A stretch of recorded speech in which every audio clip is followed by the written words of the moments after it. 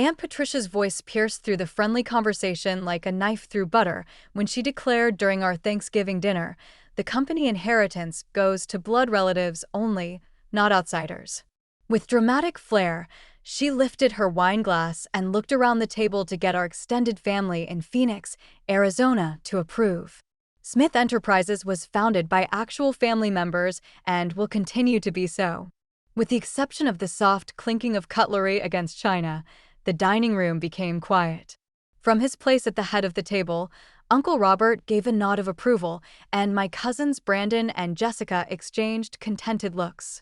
Even my adopted parents, who had brought me into this family 25 years prior, remained silent despite their apparent discomfort. My name is Martha Collins, and at 28 years old, I had learned to navigate these family gatherings with careful composure. I smiled politely and took a sip of my sparkling cider, letting Patricia's words wash over me like water off a duck's back. What they didn't know wouldn't hurt them. At least not yet. I mean, we can't have just anyone thinking they're entitled to what we've worked so hard to build, Patricia continued, her gaze settling on me with barely concealed disdain. Some people need to understand their place in this family. I felt the familiar sting of exclusion, but I had grown accustomed to it over the years. Being adopted into the Smith family had always come with an asterisk, a constant reminder that I wasn't quite one of them, despite sharing their name and sitting at their table every holiday. Patricia makes an excellent point, chimed in my cousin Jessica, who worked as marketing director at Smith Enterprises. The company has thrived because we keep it in the family. We understand the business in ways that outsiders simply cannot. I nodded thoughtfully, as if considering the wisdom of her words. You're absolutely right, Jessica. Family loyalty is everything in business. What they couldn't see was the quiet confidence I carried, the secret knowledge that had been growing inside me for the past 5 years, like a seed waiting for the right moment to bloom. As I listened to their self-congratulatory speeches about bloodlines and belonging, I felt a calm satisfaction knowing that their entire world was built on foundations far more fragile than they could ever imagine. The evening ended with Patricia's final proclamation. When the time comes to discuss inheritance and succession planning, we'll make sure everything goes to the right people, real family members who have earned their place. The drive home from Phoenix to my apartment in Scottsdale gave me time to reflect on the evening's events. Patricia's words echoed in my mind, but they no longer carried the power to wound me as they once had. Instead, they served as a reminder of how much had changed since my grandmother's passing 5 years ago. My maternal grandmother, Helen Morrison, had been the one person in my life who truly understood me. She had watched from the sidelines as the Smith family treated me like a perpetual guest rather than a daughter. And she had made her displeasure known in the most practical way possible, through her will. When grandmother Helen died, she left me her entire estate, $75 million accumulated through decades of shrewd investments in real estate and technology stocks. The inheritance had been a complete shock to everyone, including me. Helen had lived modestly, and no one suspected the true extent of her wealth. "Use this wisely, Martha," her letter had said. "You have a brilliant mind for business, and I trust you to make decisions that honor both your intelligence and your character." At 23, I had been overwhelmed by the responsibility and the opportunity. I could have bought a mansion, traveled the world, or lived lavishly for the rest of my life. Instead, I had made a decision that would prove far more satisfying in the long run. Smith Enterprises had been struggling at the time. The manufacturing company that Patricia's grandfather had founded was facing serious financial difficulties, caught between rising costs and declining orders. The family had been desperately seeking investors, though they had been careful to keep their troubles quiet to maintain their social standing. I had approached my financial advisor, Douglas Whitman, with a proposal. I want to invest anonymously in Smith Enterprises, set up shell companies and legal trusts to hide my identity completely. Douglas had raised his eyebrows. "That's a significant risk, Martha. Why would you want to help a company that might fail?" "Because sometimes the best investments are the ones that no one else believes in," I had replied, though my real motivation was far more complex.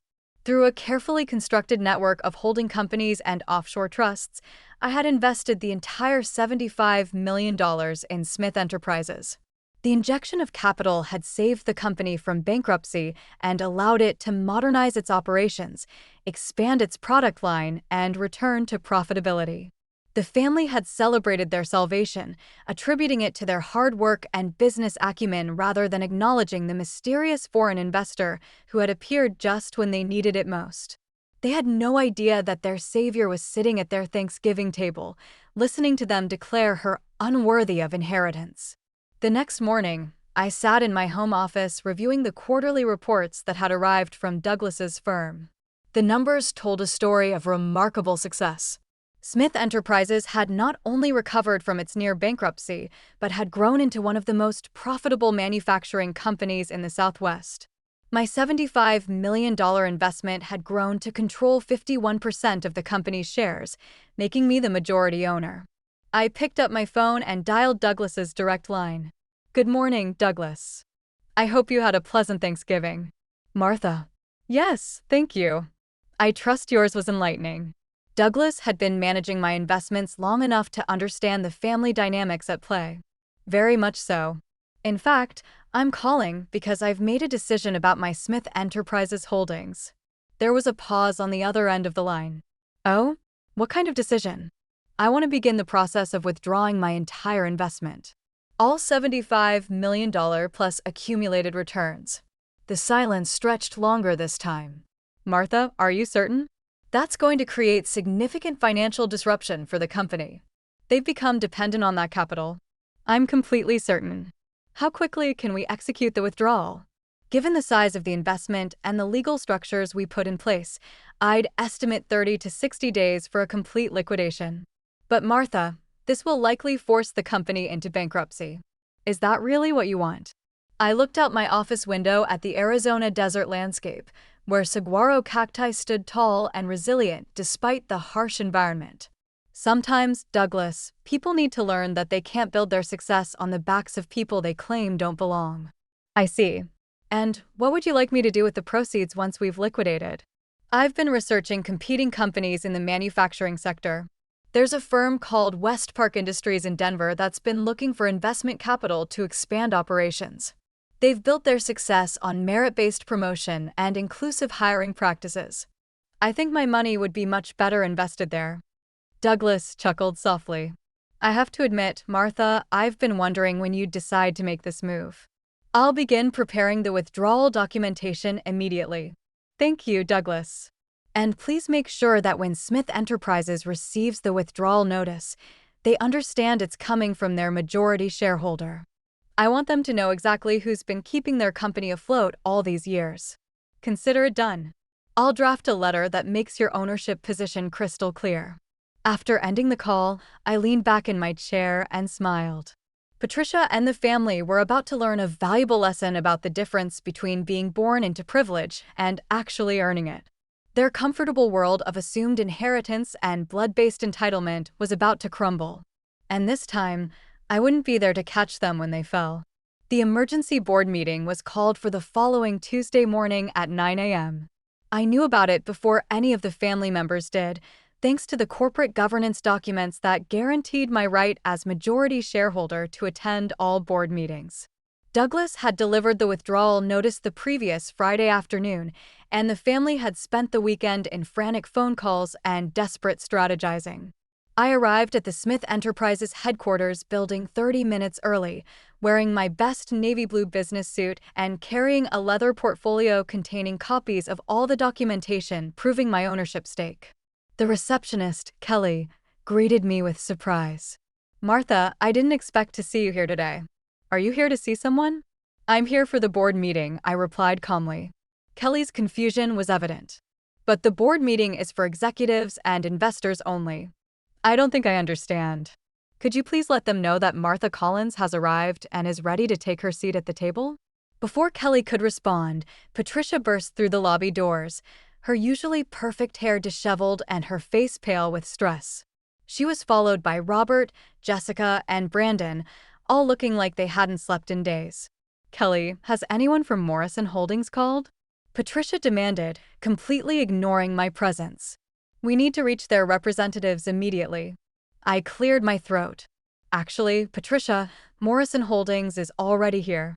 Patricia whirled around, her eyes wide with desperation. Martha, what are you talking about? This is a crisis situation. Our biggest investor is pulling out, and we need to find them before the company collapses. I'm aware of the situation, I said quietly. You're aware? How could you possibly be aware?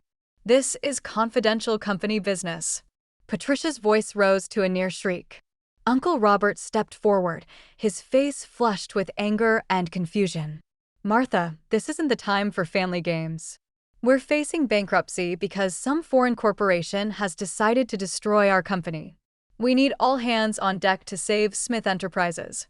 I opened my portfolio and extracted a document bearing the official seal of Morrison Holdings. Actually, Uncle Robert, I think you'll find this situation more manageable than you imagine. Patricia snatched the document from my hands, her eyes scanning the legal text with growing disbelief. This says Morrison Holdings is, but that's impossible. What does it say? Jessica demanded, leaning over her mother's shoulder. Patricia's voice came out as barely a whisper. It says Morrison Holdings is a subsidiary of Collins Family Trust, which is controlled by— She looked up at me with horror dawning in her eyes. Martha Collins. The lobby fell silent, except for the hum of fluorescent lights overhead. Robert's mouth opened and closed like a fish gasping for air. Brandon stared at me as if I had suddenly sprouted wings. Jessica grabbed the document from her mother's trembling hands and read it again, hoping the words would somehow change. This has to be some kind of mistake, Robert finally managed. Martha works as an administrative assistant at a nonprofit. She drives a Honda Civic. She lives in a one-bedroom apartment. 2 bedrooms, actually, I corrected gently. And I prefer to live modestly. It helps people show their true colors when they think you don't have anything they want. Patricia's face had gone from pale to bright red. You're telling me that you, an adopted nobody, have been our major investor this entire time? Majority investor, I clarified. I own 51% of Smith Enterprises. I have for the past 5 years. The boardroom had never felt smaller than it did that Tuesday morning as I took my seat at the head of the conference table. Patricia, Robert, Jessica, and Brandon sat across from me like defendants awaiting sentencing, while the company's attorney, David Sherman, shuffled through documents with increasingly worried expressions. This is absolutely impossible, Patricia kept repeating, as if saying it enough times would make it true. You can't own our company. You don't know anything about business. I opened my portfolio again and spread out 5 years' worth of quarterly reports, financial statements, and strategic recommendations that I had submitted through Douglas's firm. Actually, Patricia, I think you'll find that I know quite a bit about this business. After all, I've been making the major financial decisions for half a decade. David Sherman looked up from his legal review. I verified the documentation. Miss Collins is indeed the majority shareholder of Smith Enterprises through a complex but entirely legal structure of holding companies and trusts. But where did she get $75 million? Jessica demanded. She can't possibly have that kind of money. My grandmother left me her estate when she passed away 5 years ago, I explained. She had been quite successful with her investments over the years, though she preferred to live quietly. Robert's face was turning purple with rage. Helen Morrison, that woman, left you everything. We're family. We deserve that inheritance. Are we family, Uncle Robert? I asked softly. Because yesterday at Thanksgiving, I was told quite clearly that I'm an outsider who doesn't belong. I was informed that inheritance should only go to blood relatives, not people like me. Patricia slammed her hand on the table. This is blackmail. You can't destroy our company just because your feelings got hurt. I'm not destroying anything, I replied calmly. I'm simply withdrawing my investment from a company whose leadership has made it clear that I'm not welcome. Surely, you can understand that I'd prefer to invest my money with people who value my contributions. Brandon spoke up for the first time, his voice cracking with panic. But Martha, if you pull out, we'll lose everything. The company will go bankrupt. We'll all lose our jobs. That's unfortunate, I acknowledged. But according to yesterday's conversation, this company belongs to blood relatives only. I'm sure you'll find a way to manage without an outsider's money. The room fell silent as the full impact of the situation sank in. Smith Enterprises had been operating on borrowed time for years, propped up by my anonymous investment. Without that financial foundation, the company would collapse within weeks. David Sherman cleared his throat nervously. Miss Collins, is there any possibility of negotiation? Perhaps we could restructure the ownership arrangement or… I'm afraid not, I interrupted. I've already identified a new investment opportunity that aligns better with my values. West Park Industries in Denver has an excellent reputation for treating all employees with respect and promoting based on merit rather than family connections. Patricia's eyes filled with tears of rage and desperation. You're destroying 3 generations of family legacy out of spite. I'm not destroying anything, Aunt Patricia. I'm simply choosing to invest my money with people who treat me as a valued partner rather than an unwelcome intruder. Isn't that what any smart businesswoman would do? The final documents were signed in Douglas's office the following Thursday afternoon. Patricia and Robert had spent the intervening days making increasingly desperate phone calls, trying to find alternative investors or convince me to reconsider. Their efforts had been unsuccessful, largely because word had spread through Phoenix's business community about their treatment of their own majority shareholder. No investor wants to work with people who don't even know who owns their company, Douglas had explained to me during one of our phone calls. It suggests a fundamental lack of competence and awareness. As I watched Douglas transfer my shares to West Park Industries, I felt a mixture of satisfaction and sadness. The satisfaction came from finally standing up for myself after years of polite acceptance of their contempt. The sadness came from realizing that my adoptive family had never truly seen me as one of them, despite 25 years of trying to earn their acceptance. The transfer is complete, Douglas announced, handing me a final set of documents. West Park Industries now owns 51% of Smith Enterprises, and you own 20% of West Park Industries. Your net worth has actually increased significantly through this transaction. I smiled at the irony. By trying to exclude me from their family business, Patricia and the others had actually made me wealthier and given me a stake in a much more successful company. My phone buzzed with a text message from Patricia. Please reconsider. We can work something out. Family means everything. I showed the message to Douglas, who shook his head in amazement. After everything they said, they still don't understand what they've lost. They understand perfectly, I replied. They just thought I'd never have the power to do anything about it. That evening, I received a call from James Morrison, the CEO of West Park Industries. His voice was warm and professional as he introduced himself and explained his company's vision for the future. Miss Collins, I want you to know how excited we are to have you as a partner. Your investment will allow us to expand our operations significantly and create hundreds of new jobs. I'm looking forward to working with you, Mr. Morrison. I believe in investing in companies that value all their stakeholders. That's exactly the kind of partnership we want to build. In fact, I'd like to invite you to join our board of directors. Your business acumen and investment experience would be invaluable. After ending the call, I sat in my living room looking out at the Phoenix skyline, thinking about the journey that had brought me to this moment. 5 years ago, I had been a grieving granddaughter who inherited more money than she knew what to do with. Today, I was a successful businesswoman who had learned to value herself enough to walk away from people who didn't appreciate her worth. My phone rang again. This time it was Jessica, her voice barely audible through her tears. Martha, please. Mom's in the hospital. The stress of losing the company gave her a heart attack. Can you find it in your heart to forgive us? I felt a pang of genuine sympathy for Patricia's medical condition. But I also knew that forgiveness and business were separate matters. I'm sorry to hear about your mother's health, Jessica. I hope she recovers quickly. But my investment decision isn't about forgiveness. It's about choosing to work with people who see me as a valuable partner rather than an unwelcome burden. The bankruptcy filing for Smith Enterprises made the front page of the Phoenix Business Journal 2 weeks later. The headline read, Family Manufacturing Dynasty Collapses After Alienating Majority Shareholder. The article detailed how the Smith family had unknowingly driven away their own financial backer through years of dismissive treatment. I read the article over my morning coffee, feeling a complex mixture of vindication and melancholy. The reporter had interviewed several business experts who used the Smith family's downfall as a cautionary tale about the importance of knowing who actually controls your company. "This is one of the most preventable corporate disasters I've seen in 30 years," one analyst was quoted as saying. Basic due diligence would have revealed the ownership structure, but they were so focused on family politics that they ignored fundamental business realities. My phone had been ringing constantly with interview requests from business magazines and television programs. Everyone wanted to hear the story of the adopted daughter who had secretly owned the family company for 5 years.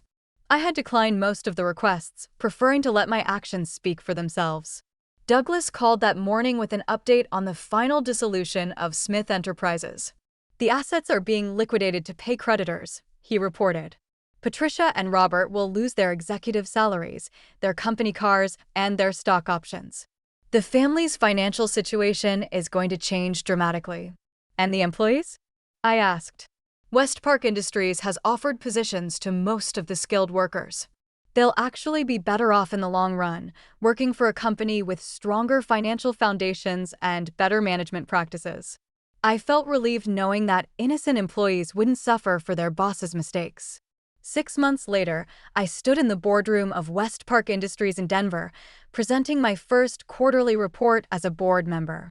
The room was filled with people who valued expertise over bloodlines, merit over family connections. James Morrison listened intently to my analysis, taking notes and asking thoughtful questions about market trends and growth opportunities. "Your insights have been invaluable, Martha," he said after my presentation. "The Phoenix manufacturing facility is exceeding all our projections, and your recommendations for operational improvements have increased efficiency by 23%.